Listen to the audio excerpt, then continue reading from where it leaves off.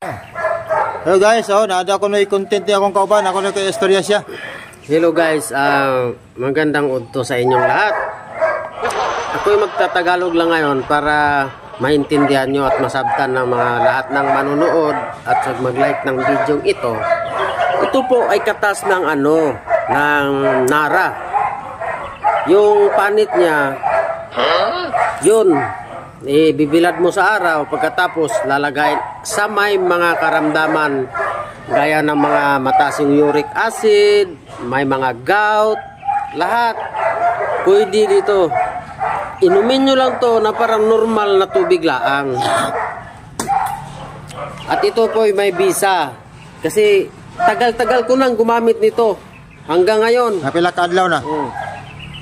Isang araw, mga 2 araw pa lang. Tagal na yun. Tagal na? Tagal na yun. Kasi lampas isang araw na, di ba?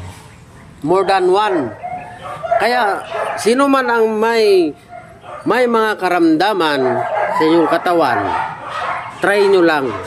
Hindi naman ako nagmamagaling at hindi naman ako nagpipismuni nito. Ang gusto ko lang, maranasan nyo ang naranasan ko. Kasi, kung masisira tayo dito, madami tayo.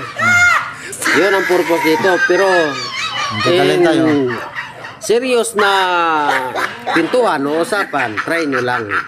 Walang mawawala sa inyo. Try nyo lang ang bisa ng Nara tree, ang balat.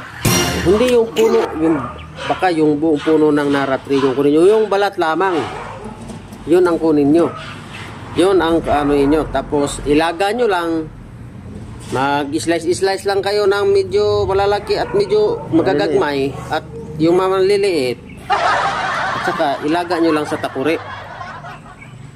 Yun, pag bumukal na, mas Tagalog yung bumukal? Kumulo-kulo. O, kumukulo-kulo na. At yung si takuri, yung namayad ako. Hindi, yung ilagay nyo na sa sisidlan. Termos, pitsil. Pag malamig, yun na, gawin nyo ng tubig. Natural. Natural lang. Okay guys, sana makabigay ng pagtulunan. Ano ba pagtulunan yung makapagbigay ng matutunan. May matutunan kayo at may matutunan din ako. Just follow and I see your comment below. Thank you.